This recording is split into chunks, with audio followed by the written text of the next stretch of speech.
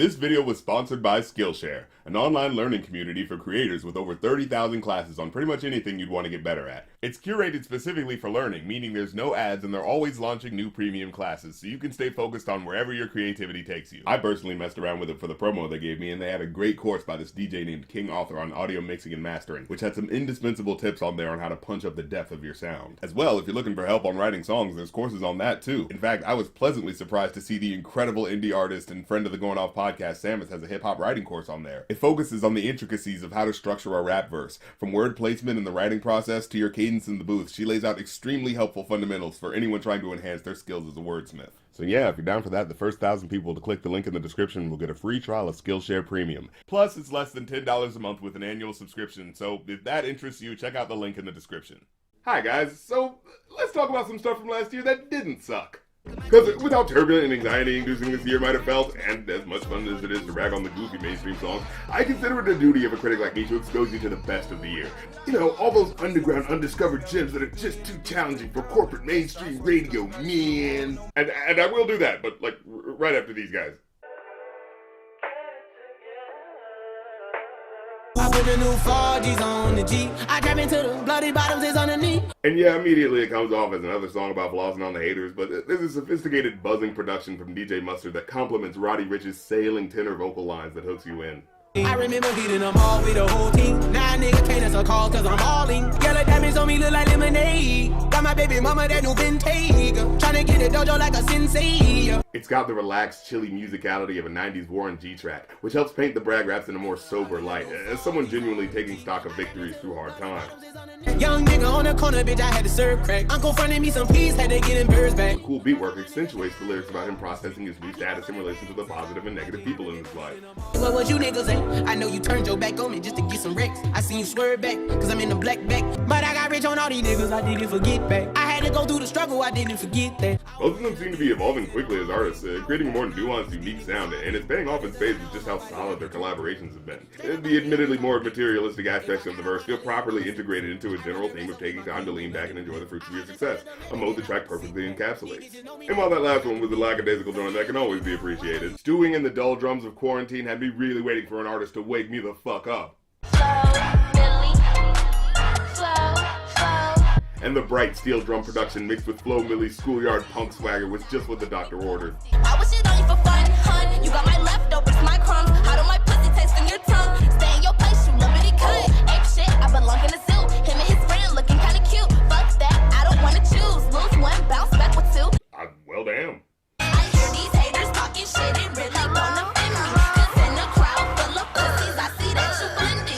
This is one of those lines that just caught me off guard with how vicious the meaning of it is. Because she's essentially saying you're too generic of a person to even register as worth remembering. Don't know about y'all, but straight up calling someone unmemorable just feels so much more cutting than anything else you could say. And that's the energy she captures here. The song's sneeringly bratty vocals and sharp lyrics are the perfect soundtrack for when you're feeling like a badass bitch who's getting under your hater's skin just by being as awesome as you already are.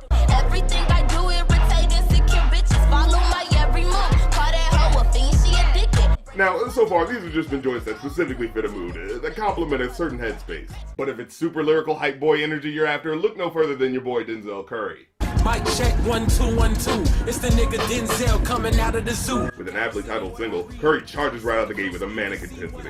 I don't write rhymes, nigga, I write checks. Might rewrite your life if the price set. And as you're listening, you kind of get keyed into the off-the-dome energy the song has. As you can tell, he's free-flowing from one word association to the next. Captain Planet, I'm on my packing cannons to crack Atlantis, it's so incredible. But weaving it together in a way that makes sense and feels so satisfying in how the cadence and rhymes ultimately fall in place. Looking at your face is so regrettable. Better fix your mother, gotta rush you to the medical doctor. Plugging out like Flick versus Hopper. You can really feel the crackling sparks from him trying to keep the flow going as he makes little connections that swing him from one rhyme scheme to the next in real time. Yo, I chef mad flavors. Pictures of the energy is like a lifesaver. Shaving off the top is sorta like a lightsaber. He's greater. When they mention I, definition of the flag. He even admits to taking L's in probably the coolest way ever. This rhyme is dedicated to every MC I took out, and ones that got the best in me, so all y'all niggas look out. It's like, alright, you caught me slipping, but you know, shit ain't over yet, bitch. Eye for an eye, now I got an eye gouge. Life been a bitch like a blue nose schnauzer. The whole project this comes from is actually a pretty fun, solid listen, and in fact, every time him and Kenny Beats comes together, it seems to turn some off-the-walls bonkers shit, so hey, here's to many more collabs in the future. Getting away from the more high-octane tracks, though, is this next one. I can put the ball in the end zone, put a bad bitch in the friend zone. This shit sound like an intro jet song, give me that tempo. And you know, just to put it out there seems to be this weird dichotomy out there for white rappers that naturally or not seems to house them in two camps in the mainstream. It's either the super lyrical YouTube rapper who's so obviously falling over himself to prove just how much he deserves props and respect despite being white, or you're a diametric opposite Post Malone clone sleep talking through generic SoundCloud beats. But Jack Harlow burst through the door with a virtually perfect hybrid, matching witty lyrics and bouncy yet lackadaisical hooks. What's poppin'? Brand new whip, just hopped in. I got options, I can pass that bitch like stock. With one here that's so catchy, I didn't realize till I looked up the lyrics that it only happens in the song twice. He just has this devil-may-care, unbothered sense of self-awareness with how he approaches the reality of being a white guy in the rap game. I feel resentment from every direction. Even some homies be wearing expressions. I be discouraged from sharing my blessings. And adding to that is the fact that he just seems like a generally well-adjusted dude. I'm spending this holiday locked in. My body got rid of them toxins. Like, he's obeying quarantine rules despite the holidays and using the downtime to improve as a human being. Gotta cherish the present. I'm drinking water and wearing protection. Got a career and I'm very invested. He somehow makes living a positive, responsible lifestyle sound like the frostiest flex ever. I'm getting real sick of taking advice from people that never could stare at reflections. Somewhere in there is a lesson. Y'all ain't evolving, it's very depressing. Almost every line gives off this effortless vibe. Nearly every element of the song serves to make him sound like just that much more of a badass. She heard of my deep stroke. She said, babe, does it hurt when I deep throat? It does. Okay, well, except for maybe that last line. And, you know, when I first heard it, I thought it was the girl saying it hurts when she deep throats, you know, like a cheeky reference to how big the D is, but no, looking at it, it's supposed to be him saying that. He even confirmed it in an interview, which, I mean, that just wasn't how I was expecting a lyric like that to play out. Certified freak hoe. Yeah, she's a certified nasty freak. Except, could you actually dial it back a little, because you're doing a little too much, and it's honestly kind of hindering my ability to enjoy what's happening. Hell, this might be the only song by a rapper who doesn't like enthusiastic BJs. Like, that's just not the way it normally goes. But I mean, okay, you know, if it's not what he likes, who am I to judge? I mean, hey, we're in an age where people can be open about their sexual preferences and saying exactly what they want, right? And because Tenuous Connection seems to be the framing device for this video, speaking of people who absolutely did not give a fuck what you thought about their sexuality. I mean, what's there left to even say about a track the whole world was talking about? A turbocharged sex anthem that left everyone's mouths hanging open from just how filthy the lyrics were. I wanna ride, I do a giggle, what is inside? Spit in my mouth, look in my eyes. In the food chain, I'm the one that eat you. If he ate my ass, he's a bottom feeder.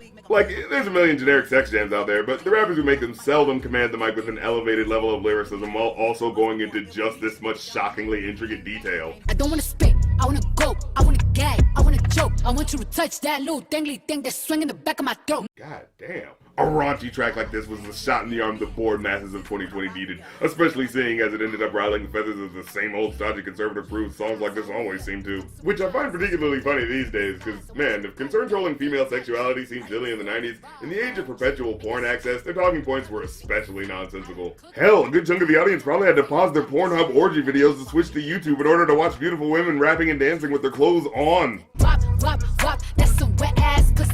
Macaroni in a pot, that's some wet ass pussy. You know, I will say though, that there's very few songs that sound like sex is actually happening to you while you're listening to it, but there you go. Well, tune in next time for part 2, but if you want to see it early, join my Patreon, where ongoing supporters can also join the Patreon Discord. Or if you just want to do one-time donations, go to my Ko-fi, where for different donation tiers you can request a song, album, or movie for me to review. So check all that fun stuff out, and I'll catch you next time. Peace.